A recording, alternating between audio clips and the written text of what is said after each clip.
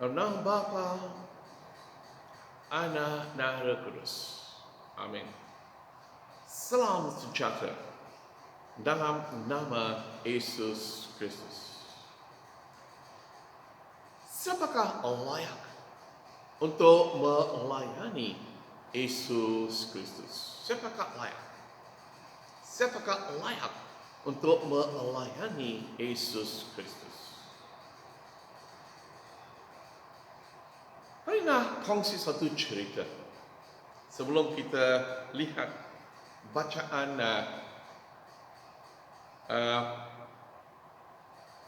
Perjanjian Lama untuk hari ini yang diambil dari 1 Samuel 16. Cerita ini tentang sebuah gereja yang baru ditubuh. Pastor dari gereja itu dan pemimpin-pemimpin dari gereja, mereka telah bincang dan mereka telah mengambil keputusan untuk mula sekolah hari Ahad untuk mengajar kanak-kanak.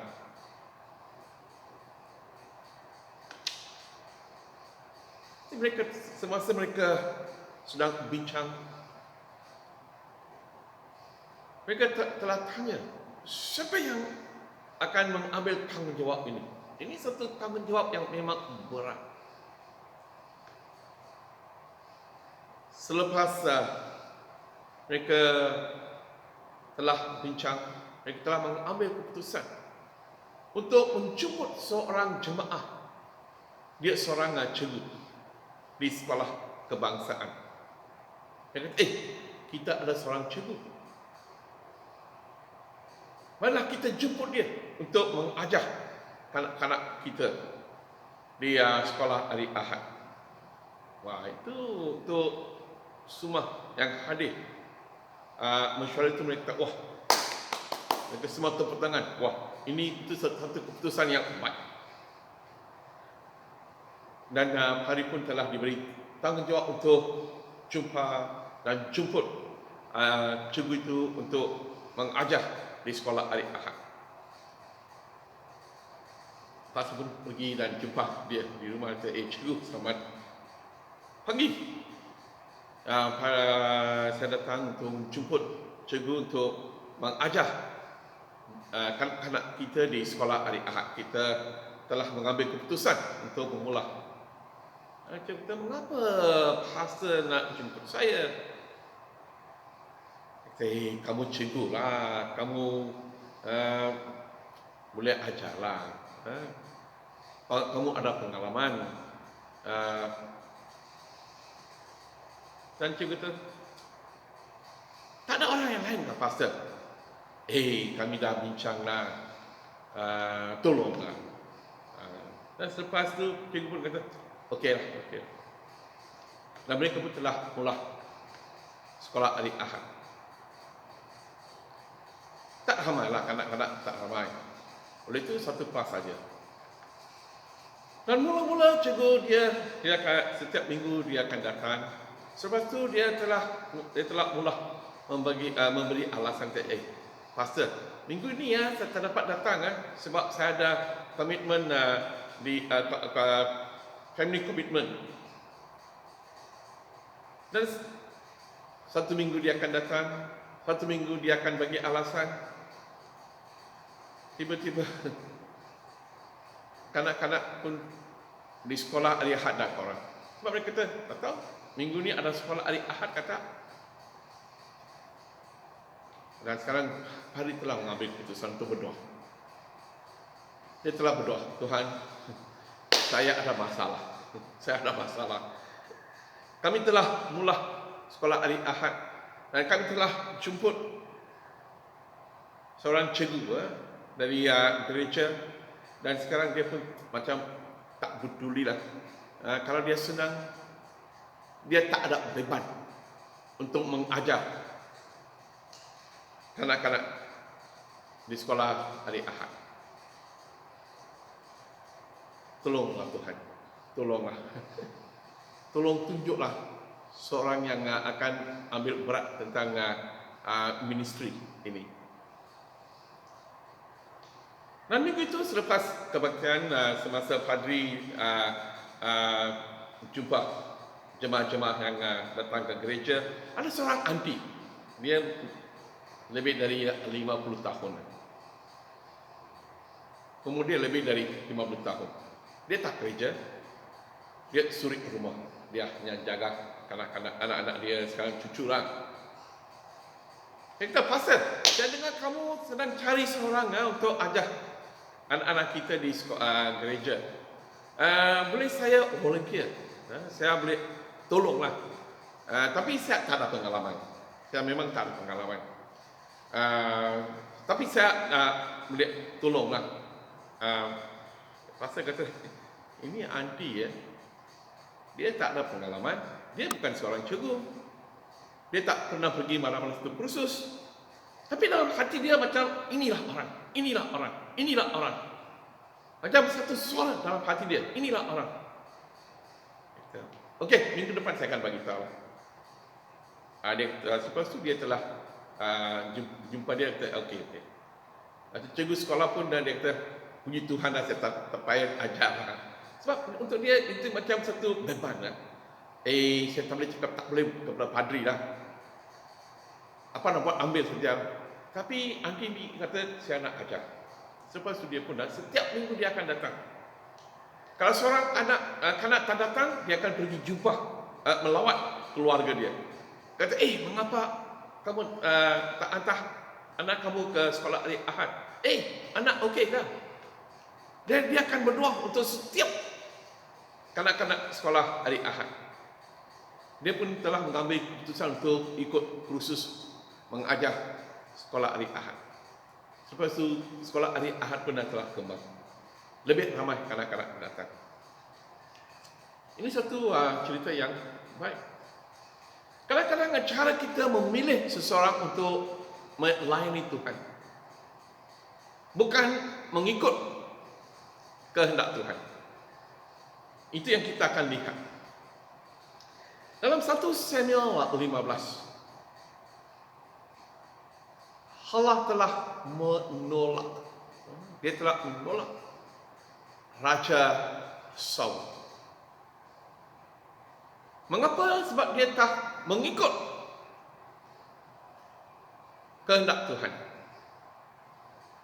Dia tak mengikut kehendak Tuhan.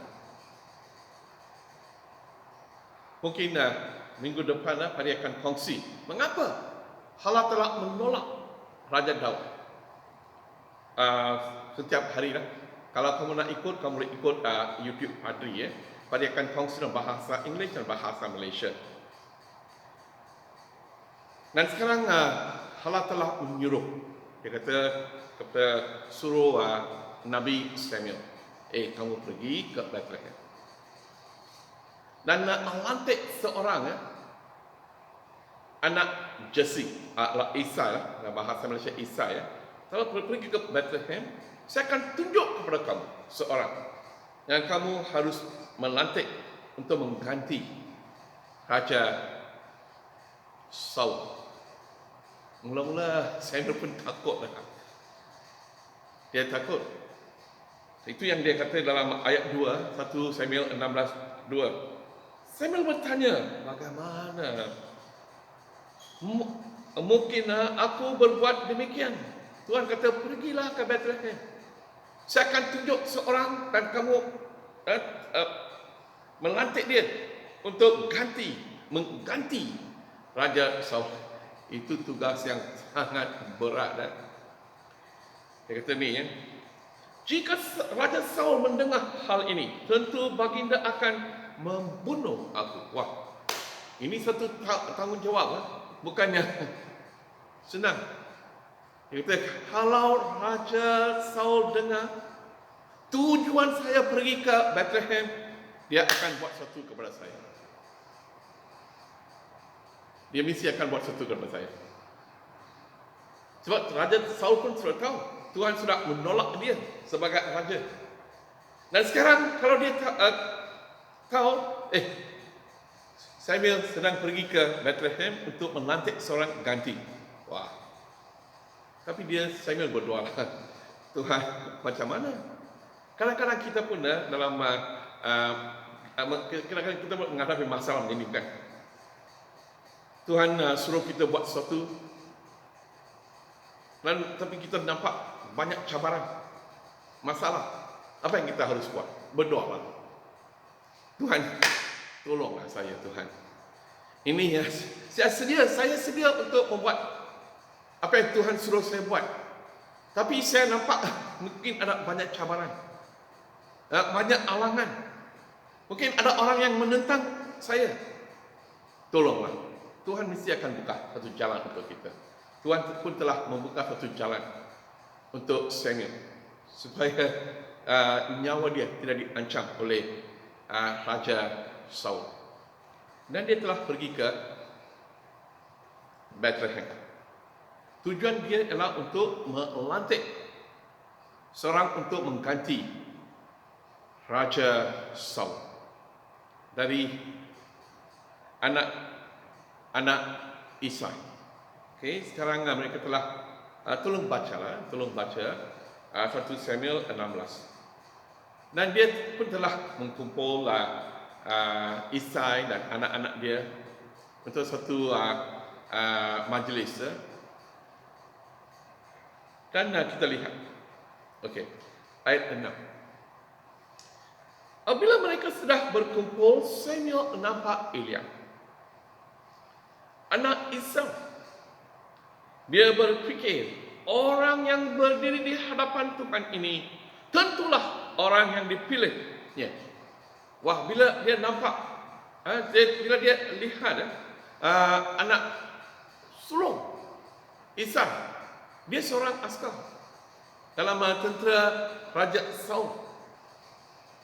Bila dia nampak, wah, mungkin inilah orang yang Tuhan pilih untuk mengganti Raja Saul. Pada pastor yang saya telah kongsi dalam cerita, dia kata, wah, ini saya dia kata, kami kita ada seorang cikgu sekolah.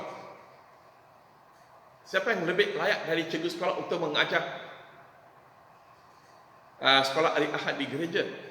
Itu pandangan dia, pandangan komedi. Tapi itu bukan pandangan Tuhan Yesus. Dan Samuel kata, mungkin inilah orang. Mungkin inilah orang. Tengok ayat yang ke-7.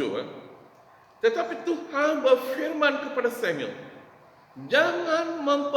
jangan perhatikan tinggi badannya. Mungkin dia seorang yang tinggi. Atau kacak rupanya. Bukan dia yang aku kehendaki. Ini satu nasihat yang baik. Kadang-kadang bila kita memilih seorang untuk buat pelayanan di gereja, apa yang kita lihat? Adakah kita berdoa supaya kita akan dipimpini oleh Roh Kudus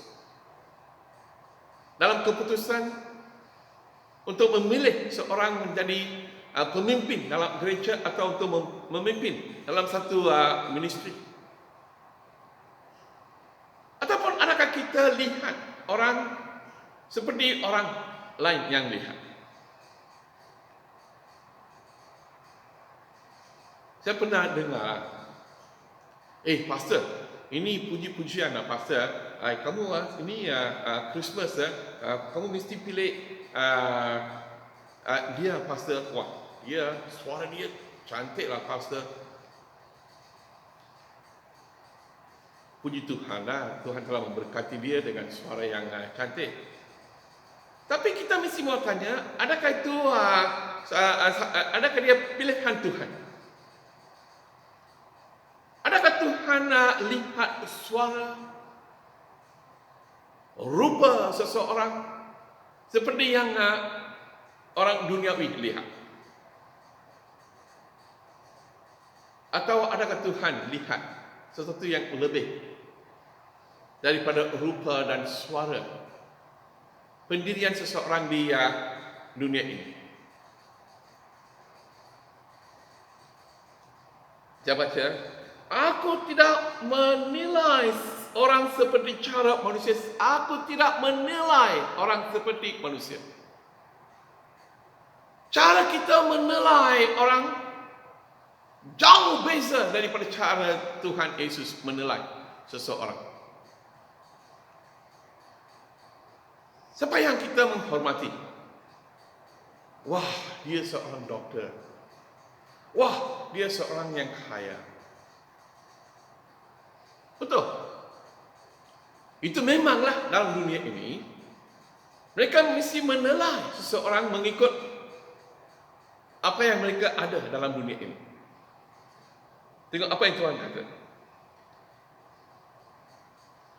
Secara manusia menilai orang. Manusia melihat rupa, tetapi aku melihat hati. Wah, jauh beza. Wah, saya pernah ada orang yang suka mengikut puji-pujian seseorang sebab mereka rasa, wah, suara dia madu. Macam mereka sedang di-entertain. Selepas puji-pujian, tak ada apa-apa yang berlaku dalam kehidupan mereka. Tapi saya pernah nampak seorang yang tak pandai lah. Tak pandai, macam suara dia bukan macam suara yang seorang penyanyi. Kadang-kadang tu dia lari, tune pun dia lari. Tapi selepas dia pimpin dalam puji-pujian, ada jemaah yang menangis. Mengapa? Sebab orang ini, walaupun dia lari dari tune, tapi sebelum dia datang untuk pimpin dalam puji-pujian, dia berdoa. Tuhan, saya akan pimpin dalam puji-pujian hari ini. Bukan saya yang akan pimpin. Biarlah Roh Tuhan, Roh Kudus mengambil kuasa.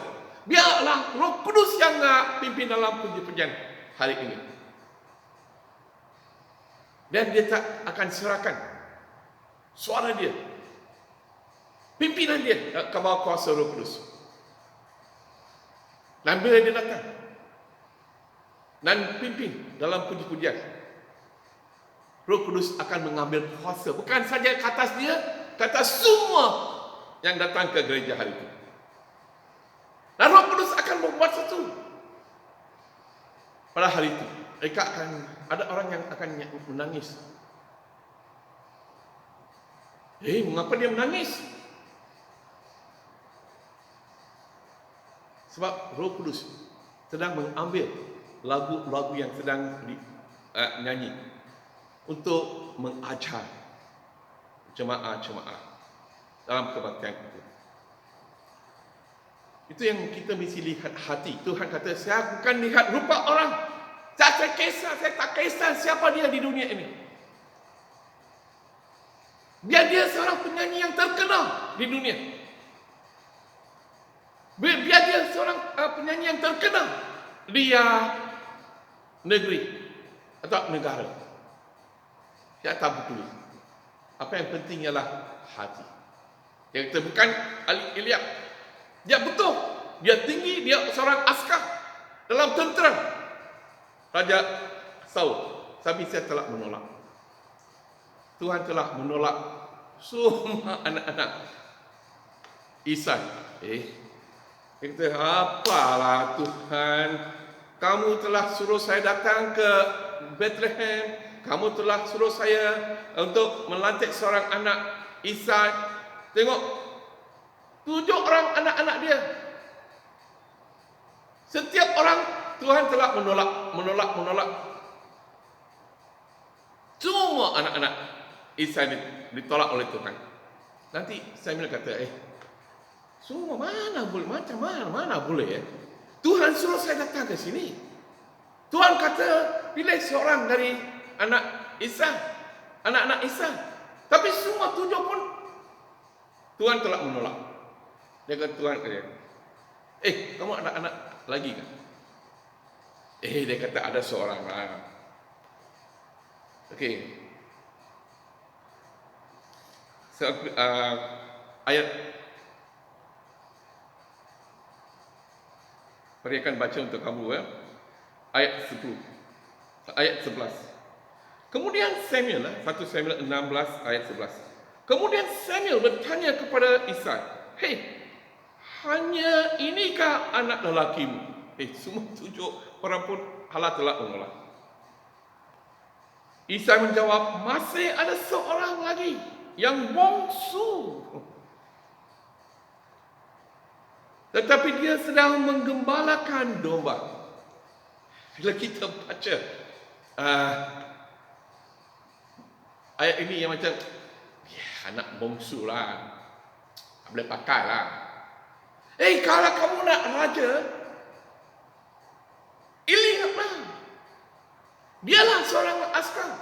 Atau anak yang kedua, anak yang ketiga, mereka semua pun askar dalam tentera.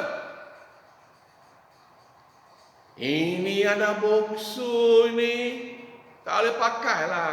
Itu bila saya baca ini mungkin itulah pandangan Isai tentang Daud. Dia sedang menggembalakan domba. Biar dialah.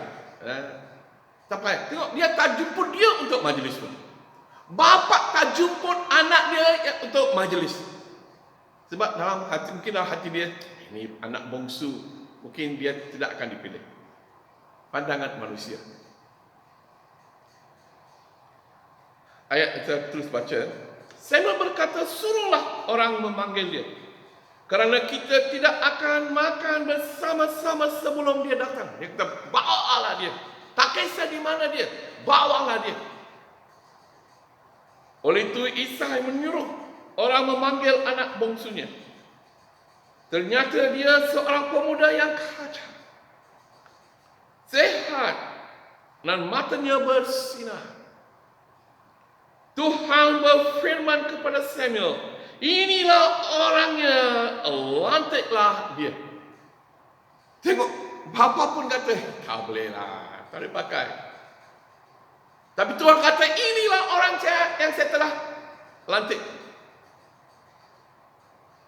Inilah orang yang layak untuk menjadi seorang raja, untuk memimpin negara Israel. Tengok, Daud telah dipilih. Apakah kelayakan dia?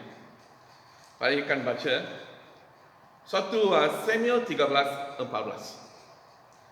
"Tetapi sekarang kerajaan tuanku tidak akan tahan lama." Ini tentang Raja Saul. "Oleh sebab tuanku tidak taat kepadanya, Tuhan akan mencari orang lain yang dikehendakinya untuk melantik menjadi raja umatnya." Dalam bahasa Inggeris, seorang yang setia kepada Allah. Ini yang Tuhan telah melantik. Ini satu ajaran untuk kita. Kadang-kadang dari segi manusia, pandangan manusia, kita kata dia tak layak. Sebab dia tak pandai main muzik. Bila dia main muzik pun tak tahu apa dia main. Dia tak pandai nyanyi. Suara dia pun tak padu. Kadang-kadang dia lari dari queue. Dia tak layak.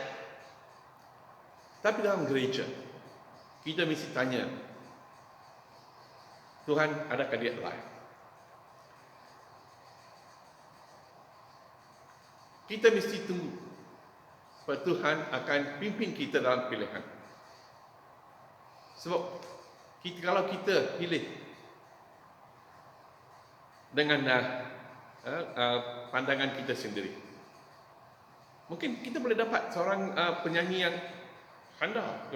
Dia nyanyi, semua orang nak datang dengar dia nyanyi. Wah, suara dia madu. Muzik dia cantik. Pemain muzik semua pun wah. Tapi selepas kebaktian tak ada apa-apa pun. Mungkin kita boleh pilih seorang cikgu untuk sekolah hari Ahad. Tak ada beban untuk kanak-kanak. Dia akan ajar, tak tahu apa dia ajar. Kalau kita pilih orang yang ada beban, ada orang yang mengasihi Tuhan, orang yang memang nak melayani Tuhan dari hati, Tuhan boleh menggunakan sesiapa sahaja. Ingat, dalam pilihan bukan rupa yang penting, hati yang penting. Kalau seorang ada hati untuk melayani Tuhan, kita mesti pilih dia. Kita mesti bagi mereka peluang untuk melayani Tuhan. Dan Tuhan akan memberkati dia, misi dia, dan juga orang-orang yang lain. Siapa yang layak untuk melayani Tuhan? Orang yang ada hati untuk Tuhan. Orang yang setia kepada Tuhan. Mereka lah layak untuk melayani Tuhan. Tuhan memberkati kamu.